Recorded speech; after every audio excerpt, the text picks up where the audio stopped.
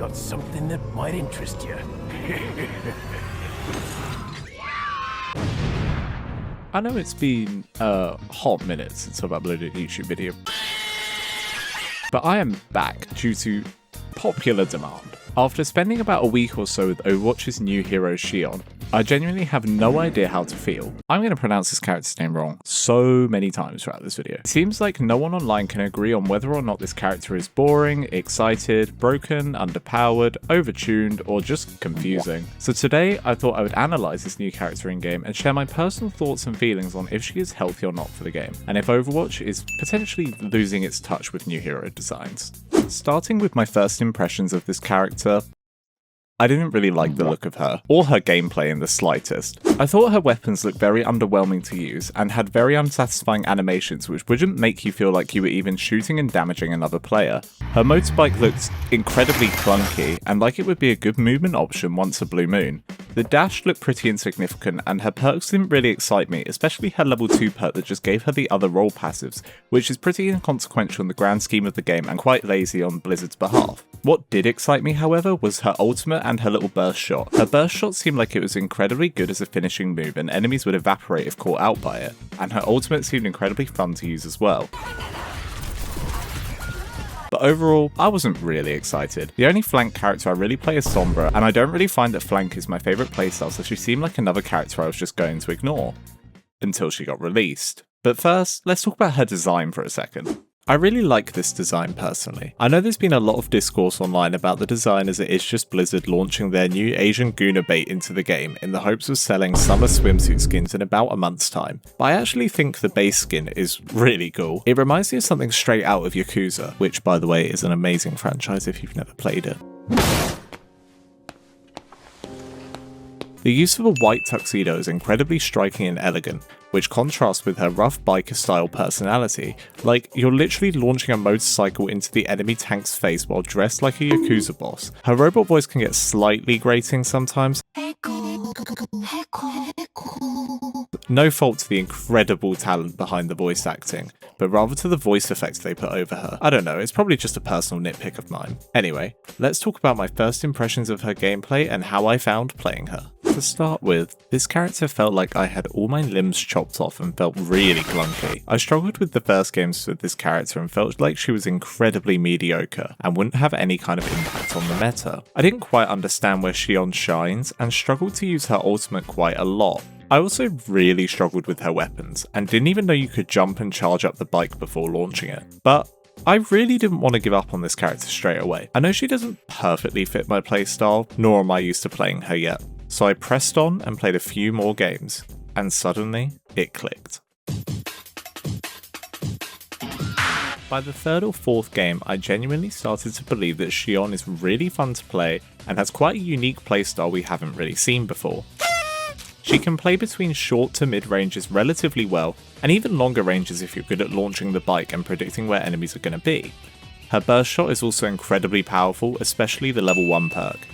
She can throw out some incredibly high damage in a very easy to use way. She also has a really good time to kill when using this in combination with her bike. The dash is very good at giving her some better positioning in a quick movement, and the shield can sometimes get you out of a really bad place in a 1v1 scenario. The strangest part to me about her is still her ultimate. While I really enjoy using it, I either hit a full team wipe with it or get absolutely nothing at all. For example, here I am, absolutely destroying a team in one fell swoop with her ultimate.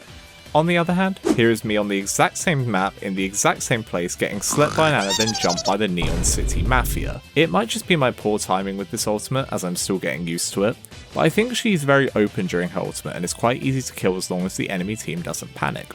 I believe this could do with a slight buff to its speed and the distance you can travel. She is very easy to track, and the gaps between when she can dash feel so incredibly long while using the ultimate in the moment. When you do get it off though, it feels incredible to use and super fun. So overall, after playing some games with her, I genuinely really think she is fun to play. And I feel like she has an incredibly high skill ceiling which is going to be really fun to navigate when playing ranked games.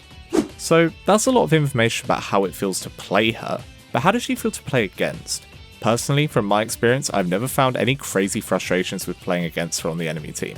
She doesn't have any get out of jail free cards, every single ability feels fair and balanced. She's not teleporting out like Sombra or gaining invulnerability like Kiriko. She just feels like a genuinely normal and simple flank character with options, which is really healthy for the game compared to a character like Sierra. Sierra has really quick and far moving movement, a powerful primary fire, a grenade that is easy to use and can hit whole groups, a shot that is incredibly easy to hit and causes literal aimbot on another character, and finally a zoning ultimate that is just a free kill, if not multiple kills, if used correctly into a group of enemies in a choke.